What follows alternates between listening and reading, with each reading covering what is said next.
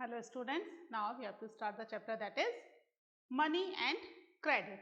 Okay, तो इस chapter में अभी तक हमने देखा था कि किस तरीके से बैंक जो है वो हमें फैसिलिटी प्रोवाइड कर रही है, हमारा पैसा सेफ रख रही है, plus it provide us the interest also. ठीक है, इसके अलावा वो हमारा पैसा ही क्या करती है, आगे लोन पर लोगों को दे देती है, हमें भी देती है. ठीक है, तो 15% पैसा अपने पास रख के बाकी पैसा लोन पर दे रही है. ठीक है, तो ये लोन एक्टिविटी भी बैंक कर रही है.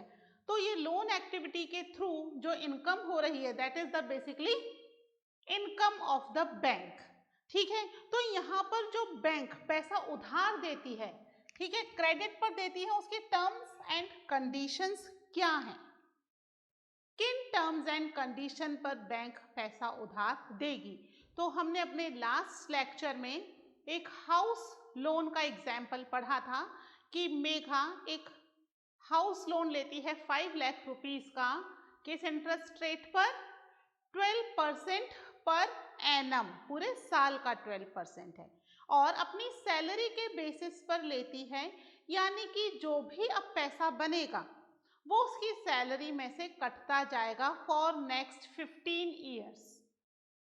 और एज अ कोलेट्रल वो क्या करेगी, अपने मकान जो उसने बैंक से पैसा लेकर के मकान खरीदा है, उसी मकान के पेपर्स बैंक अपने पास as a collateral, as a guarantee रख लेगा. इन केस मेघा पैसा नहीं चुका पाई तो बैंक क्या करेगा, उसका वो पैसा उसने नहीं दिया तो उसका वो जो मकान है उसको सेल करके अपना पैसा रिकवर कर लेगा. बैंक को अपने पैसे से मतलब है, उसे इससे मतलब नहीं है कैसे दे रही है मेघा, है ना. तो बैंक अपना पैसा लेने के लिए एज ए गारंटी वो कुछ ना कुछ कोलेट्रल रखता है. तो यहाँ पर एज अ कोलेट्रल क्या रखा गया, घर, मेघा का जिस घर को खरीदने के लिए उसने लोन लिया है. ठीक है, तो किसी भी बैंक से अगर लोन लिया जाता है तो उसके टर्म्स ऑफ क्रेडिट क्या हैं, ठीक है, किन किन टर्म्स पर हमें उससे उस बैंक से पैसा एज अ लोन मिलेगा. ठीक है, तो टर्म ऑफ क्रेडिट में हम देखते हैं कि हर लोन एग्रीमेंट में कुछ टर्म्स एंड कंडीशंस होती हैं कि आपको किस तरीके से अपना पैसा वापस देना है, क्या इंटरेस्ट रेट है. ठीक है, देख लेते हैं. Every loan agreement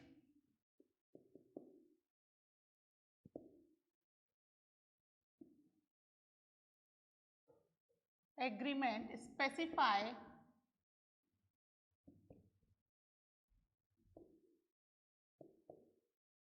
the loan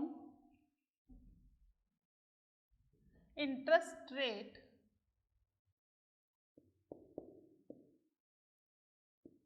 which the borrower must pay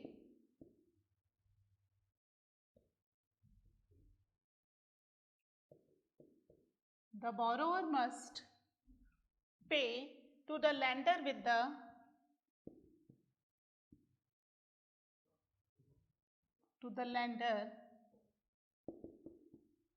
the repayment of principal. ठीक है, यानी प्रिंसिपल अमाउंट का तो पेमेंट करना ही है, इसके साथ उसको किसका करना है, लोन पर जो भी इंटरेस्ट रेट लगा है. ठीक है, तो हर एग्रीमेंट में स्पेसिफाई होता है कि इस लोन पर इतना इंटरेस्ट रेट देना पड़ेगा. जैसे मेघा के केस में था कितना interest rate, 12% interest rate.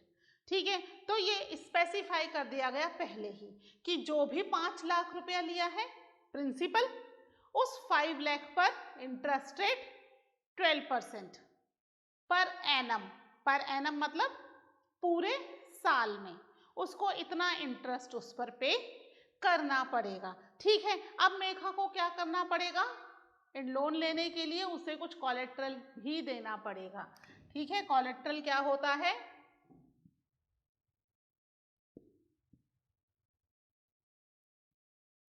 collateral is an asset that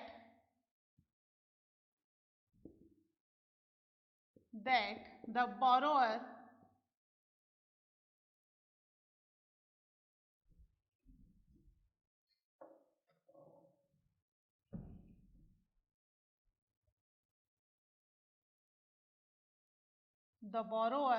owns, ठीक है, बोरोअर की खुद की होती है वो चीज, जैसे कि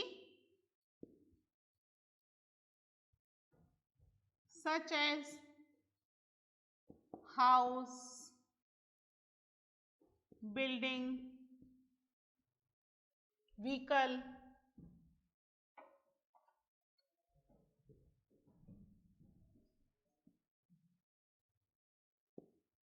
ठीक है, लाइव स्टॉक, एनिमल भी हो सकते हैं, है ना, किसी की इनकम लाइव स्टॉक से ही है तो, ठीक है, etcetera. And uses this as a guarantee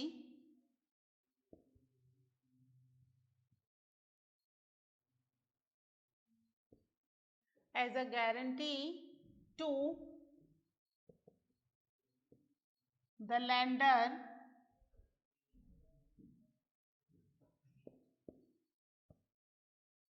until the loan is repaid। जब तक लोन रीपे नहीं होगा तब तक उसको वो अपना वो एसेट क्या करना पड़ेगा, लेंडर के पास एज अ गारंटी रखना पड़ेगा, that is known as collateral, ठीक है, वो कोलेट्रल कहलाएगा। जैसे हाउस लोन में मेघा ने क्या रखा, अपने ही मकान के पेपर्स मेघा ने एज अ कोलेट्रल रख दिए कि भाई ये मकान के पेपर्स आप रख लो, और जब भी मैं लोन चुका दूं, लोन रीपे हो जाए, वैसे ही आप क्या कर देना, मेरा मकान का पेपर मुझे वापस कर देना, ठीक है। तो यहाँ पर ये जो कोलेट्रल है वो एक तरीके से गारंटी है कि जो भी बोरोअर है वो पैसा रीपे करेगा, ठीक है। नहीं तो बैंक से लोन लेकर हम पैसा वापस नहीं करें तो बैंक क्या कर लेगा, कुछ भी नहीं कर पाएगा अगर कोलेट्रल नहीं है। तो यहाँ पर कोलेट्रल एक गारंटी हो गई। इसका मतलब if a person is fail to repay the loan, तो बैंक वो गारंटी, वो जो कोलेट्रल है उसे मार्केट में सेल कर देगा टू ऑब्टेन हिज लोन, ठीक है। क्या हुआ, if the borrower fails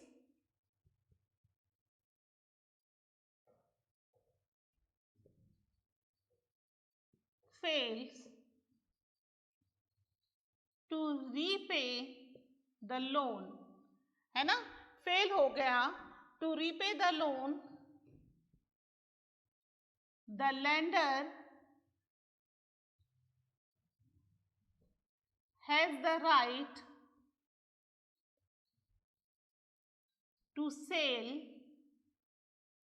the collateral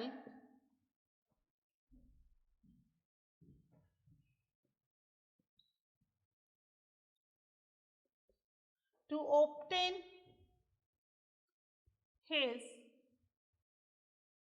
payment, ठीक है, अपना पेमेंट लेने के लिए वो उसके पास राइट है उस कोलेट्रल को, या वो जो एसेट है जो उसके पास रखी गई है उसको मार्केट में सेल कर दे और अपना पैसा वापस ले ले। इसका मतलब टर्म ऑफ क्रेडिट की क्या टर्म्स रही, यानी इंटरेस्ट रेट, कोलेट्रल, ठीक है, ड्यूरेशन, कितने ड्यूरेशन में पैसा वापस होगा, कितना पैसा वापस होगा, ठीक है, सारी चीजें क्या है, that is the term of credit, ठीक है। प्रॉपर डॉक्यूमेंटेशन रिक्वायर होता है, ठीक है। क्या क्या चीजें चाहिए आप इसको नोट कर लीजिए, फिर हम लिख लेते हैं कि क्या क्या चीजें रिक्वायर होती हैं एज अ क्रेडिट बैंक से लेने के लिए।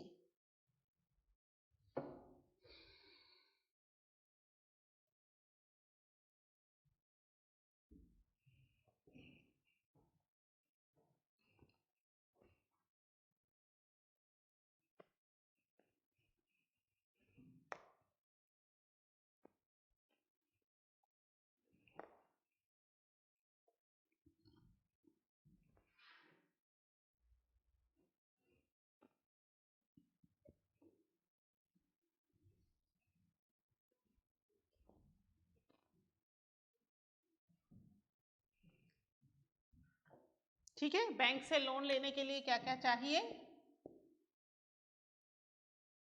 इंटरेस्ट रेट स्पेसिफाई होगी, है ना, कि क्या इंटरेस्ट रेट पर उसको बैंक से लोन मिल रहा है। अब ये इंटरेस्ट रेट जो है ये वेरी करती है कि आप पैसा बैंक से किस चीज के लिए ले रहे हो, है ना। हाउस लोन पर इंटरेस्ट रेट अलग रहेगा, व्हीकल लोन पर अलग रहेगा, एजुकेशन लोन पर अलग रहेगा, पर्सनल लोन पर अलग रहेगा। अलग अलग चीजों के लिए अलग अलग तरह का इंटरेस्ट रेट होता है। ठीक है, फिर और किस चीज की जरूरत है, कोलेट्रल की जरूरत है, डॉक्यूमेंटेशन, है ना। हमने देखा था ना, मेघा को अपना सैलरी सर्टिफिकेट लगाना पड़ा कि भाई वो जॉब करती है। ठीक है, वो डॉक्यूमेंटेशन की जरूरत होगी। ठीक है, इसके अलावा mode of payment, mode of payment कैसा होगा, मंथली किया जाएगा, है ना, एक साथ पैसा दिया जाएगा, कैसा होगा मोड ऑफ पेमेंट। ठीक है, ये सारी चीजें एक साथ मिलकर के क्या बनाती हैं, term of credit. Mode of payment together comprises the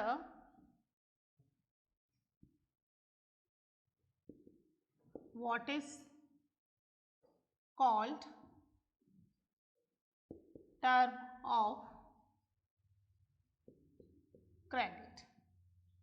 ठीक है, टर्म ऑफ क्रेडिट को ये सारी चीजें मिलकर के बनाती हैं, है ना। डॉक्यूमेंटेशन में प्रॉपर डॉक्यूमेंटेशन होता है, सारी चीजें जॉब की, आप कहाँ के रहने वाले हो, इंडियन ही हो, है ना, बहुत सारी चीजों की जरूरत होती है, तो प्रॉपर डॉक्यूमेंटेशन की जरूरत होती है। फिर मोड ऑफ पेमेंट कि आप किस तरीके से पैसे चुकाओगे, जैसे मेघा के केस में सैलरी थी, है ना, वो अपनी सैलरी में से चुकाएगी। तो ऐसे ही मोड ऑफ पेमेंट, जैसे फार्मर हैं जो एग्रीकल्चर कर रहे हैं, उनकी तो सैलरी है ही नहीं, हर महीने कैसे पैसे देंगे, तो वो तो क्रॉप उनकी मार्केट में सेल होगी, उसके बाद पैसे को वो पे करेंगे। तो उनके लिए 6 मंथ या 7 मंथ का एक लॉकिंग पीरियड होता है कि 6 मंथ के बाद इतना पैसा चुका देंगे या 1 साल के बाद इतना पैसा चुकाएंगे, है ना।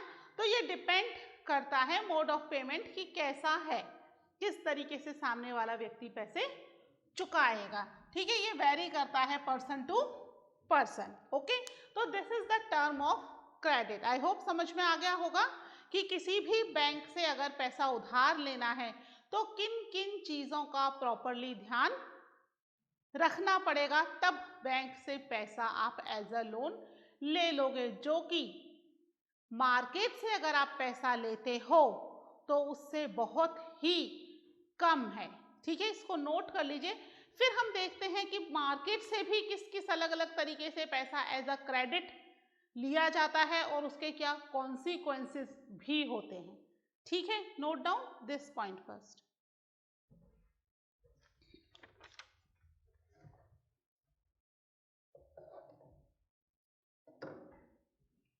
ठीक है, तो अब हमने ये तो देख लिया बैंक से किस तरीके से लोन लिया जा रहा है, और भी दूसरे तरीकों से लोन लिया जाता है ना। मनी लेंडर से भी ले रहे हैं, ट्रेडर से भी ले रहे हैं। सलीम के केस में देखा था, रॉ मटेरियल वाले से भी उन्होंने क्या कर लिया था, क्रेडिट कर लिया था। तो वैरायटी ऑफ क्रेडिट अरेंजमेंट हम देखेंगे अभी।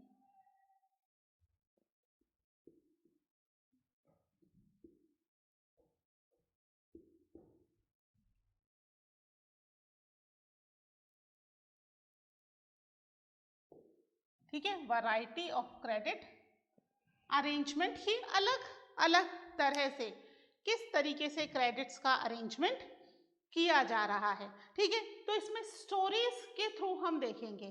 ठीक है, इसके अंदर स्कूल में जब पढ़ाया जाता है तो 2 बच्चे हैं, रोहित एंड रंजन। ये दोनों बच्चे स्कूल से उन्होंने पढ़ लिया कि ये टर्म ऑफ क्रेडिट है ना, और भी कोई अलग अलग तरह की टर्म्स ऑफ क्रेडिट होती है, ऐसा क्लास में उन्हें बताया गया। तो फिर उन्होंने अपने आसपास के एरिया में पता किया कि किस तरीके से लोग अलग अलग तरीकों से अपने लिए पैसे का अरेंजमेंट कर रहे हैं। ठीक है, तो इसमें कई सारी अपनी स्टोरी दे रखी है, जिसमें पहली स्टोरी जो है दैट इज ऑफ श्यामल, है ना। श्यामल की स्टोरी है पहली। श्यामल क्या है? ही इज अ फार्मर, ठीक है। सोनपुर नाम के विलेज में फार्मर है। इसके पास केवल 1.5 एकड़ लैंड है ना। 1.5 एकड़ लैंड कोई बहुत बड़ी नहीं होती, छोटी सी लैंड होती है, ठीक है। इसके अलावा इसको अपनी इस लैंड पर एग्रीकल्चर करने के लिए पैसों की जरूरत होती है। अब ये पैसों की जरूरत गांव के जो मनी लैंडर हैं वो फुलफिल करते हैं, जो उसे दे रहे हैं 5% पर मंथ पर पैसा उधार। इसका मतलब क्या हो गया? ये 12 5 जा 60, यानी पूरे साल में 60% पर एनम, है ना। बैंक में हम देख रहे थे 12% पर एनम में लिया उसने, यहाँ 60% पर एनम में वो मार्केट मतलब मनी लैंडर से पैसा उधार ले रहा है। क्रॉप होने के बाद वो पैसा चुका देता है, ठीक है। ऐसे ही गांव में क्या हुआ, एक ट्रेडर आया 2-3 साल पहले से ही। उस ट्रेडर ने क्या करा कि ये 5% की जगह यहाँ पर 3% पर मंथ पे पैसा उधार देना शुरू कर दिया फार्मर्स को, ठीक है। 3% का मतलब क्या हो गया यहाँ पर? 36 पर एनम, काफी कम हो गया, है ना। तो ये उसको एक फायदा हुआ कि थोड़ा कम पैसा उसको चुकाना पड़ रहा है एज अ इंटरेस्ट। प्लस इस ट्रेडर ने एक शर्त रख दी कि आप जो भी अपना जो भी क्रॉप ग्रो करोगे वो आप मार्केट में सेल ना करके मुझे ही सेल करोगे, ठीक है। यानी कि सारी की सारी जो क्रॉप है वो क्रॉप इसे ट्रेडर को ही सेल करनी पड़ेगी। इससे ट्रेडर को गारंटी हो गई कि उसका पैसा उसे वापस मिल जाएगा, है ना। फार्मर्स को ये हुआ कि चलो ठीक है, किसी और को नहीं, ट्रेडर को बेच देंगे, क्रॉप तो उन्हें बेचनी ही है। बट हाँ, अब वो मार्केट में अपनी क्रॉप ज्यादा प्राइस में ना बेच करके ट्रेडर की प्राइस में उन्हें बेचनी पड़ रही थी, तो ट्रेडर्स को तो फायदा हुआ। उसने मार्केट प्राइस के हिसाब से या उससे कम प्राइस में यहाँ से क्रॉप ले ली, उन्हें कोल्ड स्टोरेज में रख दिया, और जब मार्केट में प्राइस बढ़ गई तब उनको बेच दिया। जिस समय बेसिकली क्रॉप मार्केट में ग्रो होकर के आती है उस समय थोड़ी प्राइस डाउन हो जाती है ना, सीजन के टाइम पर, कि अब इस समय तो सबके पास ही ये क्रॉप है तो सभी सेल कर रहे हैं, तो प्राइस डाउन हो जाती है। जब सीजन खत्म हो जाता है तो प्राइस राइज हो जाती है, प्राइस बढ़ जाती है। तो ट्रेडर को फायदा यह है कि सीजन पर उसने सारी क्रॉप खरीद कर रख दी कोल्ड स्टोरेज में, जब प्राइस हाई हुए ले जाकर के सारी की सारी क्रॉप मार्केट में बेच दी, ठीक है। एक ये स्टोरी है। दूसरी स्टोरी है अरुण की, ठीक है। अरुण के पास लैंड है 7 एकड़, ठीक है। अच्छी खासी बड़ी लैंड है 7 एकड़, ठीक है। अच्छी बड़ी लैंड पर वो एग्रीकल्चर कर रहा है, और वो एक ऐसा व्यक्ति है जो कि बैंक से लोन पर पैसा ले रहा है, ठीक है। बैंक से क्रेडिट लिया है इन्होंने। किससे लिया है? यहाँ पर मनी लेंडर से, ठीक है। फिर ट्रेडर से, बैंक से लोन लिया है। बैंक लोन कितने पर मिला उसको? 8.5% पर एनम, पूरे साल का 8.5% केवल। यहाँ कितना देना पड़ रहा था? 60%, कम भी हुआ तो भी 36%, यहाँ तो 8.5% ही पूरे साल का देना पड़ रहा है, यानी कि बहुत ही कम इंटरेस्ट अरुण को पे करना पड़ रहा है, ठीक है। तो यहाँ से बैंक से लोन ले लिया। अब जब क्रॉप ग्रो हो गई, सेल करने का टाइम आया, तो उसने अच्छी खासी बड़ी लैंड है, 7 एकड़ लैंड जो है वो बहुत अच्छी बड़ी लैंड होती है, तो उसके एक पार्ट पर ग्रो की गई क्रॉप को अरुण ने मार्केट में सेल कर दिया। पूरी क्रॉप सेल नहीं की, ठीक है, थोड़ी सी क्रॉप सेल कर दी, और उससे ये बैंक का लोन चुका दिया। अब बाकी बची हुई क्रॉप का क्या करेगा? बाकी बची हुई क्रॉप को उसने भी ट्रेडर की तरह क्या कर दिया? कोल्ड स्टोरेज में डाल दिया। ठीक है, रिमेनिंग क्रॉप कहाँ डाल दी? कोल्ड स्टोरेज में, है ना। अब कोल्ड स्टोरेज में जब इसने डाली तो कोल्ड स्टोरेज वाला इसको एक स्लिप देगा कि आपकी इतनी क्रॉप जो है, इतनी प्रोडक्ट हमारे कोल्ड स्टोरेज में है ना। उसका एस्टिमेशन लगा के दे देगा भी आप कितनी क्रॉप हमारे पास रखी है। तो कोल्ड स्टोरेज से उसको एक स्लिप मिली जिसमें लिखा था कि इतनी क्रॉप आपकी कोल्ड स्टोरेज में सेफ है। ये भी क्या है? That is also a asset. ये कोलेट्रल का काम करेगा, है ना। इन केस अगर वो लोन नहीं चुका पाया तो बैंक वो जो उसकी कोल्ड स्टोरेज में रखी क्रॉप है उसको सेल करके अपना ले लेगा लोन का पैसा वापस। ठीक है, तो ये भी कोलेट्रल का काम कर रहा है। तो अरुण ने अपनी कोल्ड स्टोरेज में रखी हुई क्रॉप की रिसीप्ट बैंक में एज अ कोलेट्रल रखी और वहां से और लोन ले लिया। और लोन लेकर के नेक्स्ट सीजन पर अच्छी खासी फिर से खूब बढ़िया क्रॉप ग्रो की, है ना। लोन तो बहुत ही कम मिल रहा है, क्रॉप की कीमत तो बढ़ जाएगी, है ना भाई। उसने कंपैरिजन किया, फायदा किस में मिलेगा?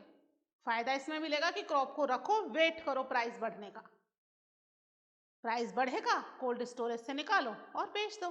तो यहाँ पर उसने वापस एक फ्रेश लोन के लिए अप्लाई कर दिया और बैंक को भी उसको लोन देने में कोई प्रॉब्लम नहीं है, क्योंकि बैंक को क्या चाहिए? अपना पैसा उसका वापस आना चाहिए। और यहाँ कोल्ड स्टोरेज की जो रिसीप्ट है वो किसका रोल प्ले कर रही है? वो रोल प्ले कर रही है कोलेट्रल का। ठीक है, तो यहाँ उसको फ्रेश लोन मिल गया, यानी अरुण जो है वो पैसे से अपने पैसे को बढ़ा पा रहा है। ठीक है, ऐसे ही यहाँ पर एक और है, दैट इज रमा। रमा है, रमा एग्रीकल्चर लेबरर है।